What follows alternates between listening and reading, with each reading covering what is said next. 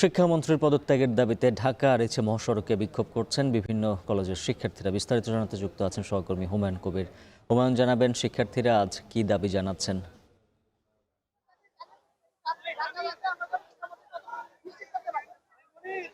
উজ্জ্বল, শিক্ষামন্ত্রীর পদত্যাগের দাবিতে কিন্তু ঢাকা আরিচা মহাসড়কের পাকিজা পয়েন্টে প্রায় 1 ঘন্টা ধরে কিন্তু তারা ঢাকা আরিচা মহাসড়কের যে ঢাকামুখী লেন এবং দুটি লেনে কিন্তু তারা অবরোধ করে রেখেছেন, তবে একটি লেন একেবারে পুরোপুরি বন্ধ রয়েছে। আমরা যদি একটু দেখাই, শিক্ষার্থীরা আসলে শিক্ষামন্ত্রীর পদত্যাগের দাবিতে তারা কিন্তু নানামুখী স্লোগান দিচ্ছেন এবং তারা কিন্তু তাদের এক দফার কথাই বলছেন যে শিক্ষামন্ত্রীর যে ব্যর্থতার দায় স্বীকার করে তাকে পদত্যাগ করতে হবে। কারণ শিক্ষার্থীরা বলছেন যে শিক্ষামন্ত্রী বিগত সরকার গঠন করার পর যে প্রতিশ্রুতি দিয়েছিলেন শিক্ষা ব্যবস্থার সংস্কার এবং শিক্ষার মান উন্নয়ন, সেটি করতে তিনি ব্যর্থ হয়েছেন এবং শিক্ষা ব্যবস্থার সংস্কার না করেই কিন্তু তিনি পরীক্ষার যে প্রশ্ন সেটিকে কঠিন করেছেন। ফিজিক্সের প্রশ্নপত্রে ভুল ছিল এবং বন্যার্তদের এলাকায় বন্যার কারণে দেশের বিভিন্ন অঞ্চলে যে বন্যা হচ্ছে সেটার কারণে কিন্তু পরীক্ষা স্থগিতের কথা বলা হয়েছিল।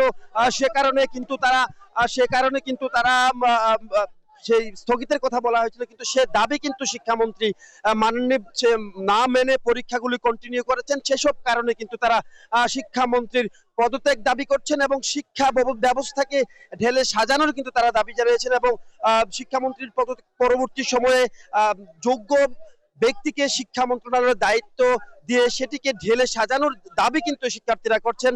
আজকে আপনারা যদি দেখাচ্ছি আপনাদেরকে যে শিক্ষার্থীরা ঢাকা আরিচা মহাসড়ক অবরোধ করে একটি দীর্ঘ লাইনের কিন্তু সৃষ্টি করেছেন, যদিও তাদেরকে তাদের যে বিক্ষোভ থেকে সরিয়ে তাদের এখান থেকে স্থানীয় যারা নেতৃবৃন্দ রয়েছেন ক্ষমতাসীন দলের, তারা কিন্তু চেষ্টা করছেন সড়ক থেকে সরিয়ে দেওয়ার, কিন্তু তারা কিন্তু সরছেন না।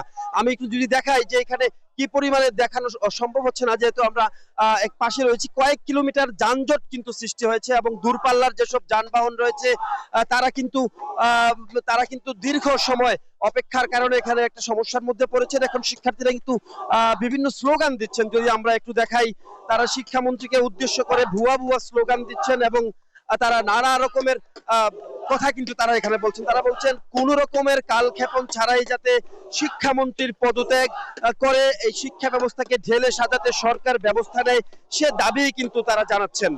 উজ্জ্বল, আরেকটা বিষয় একটু জানিয়ে রাখছি, তাদের এই সড়ক অবরোধের কারণে কিন্তু যেমন ভাবে দূরপাল্লার যাত্রী যারা তারা সমস্যার মধ্যে পড়েছেন, পাশাপাশি সবচেয়ে বেশি সমস্যার মধ্যে পড়েছে কিন্তু এখানে যে বয়স্ক নারী শিশু যারা আসলে অসুস্থ রয়েছেন, তারা বিভিন্ন এই আশেপাশে কিন্তু একাধিক হসপিটাল রয়েছে, তারাও কিন্তু এই হসপিটালের দিকে যেতে পারছেন না।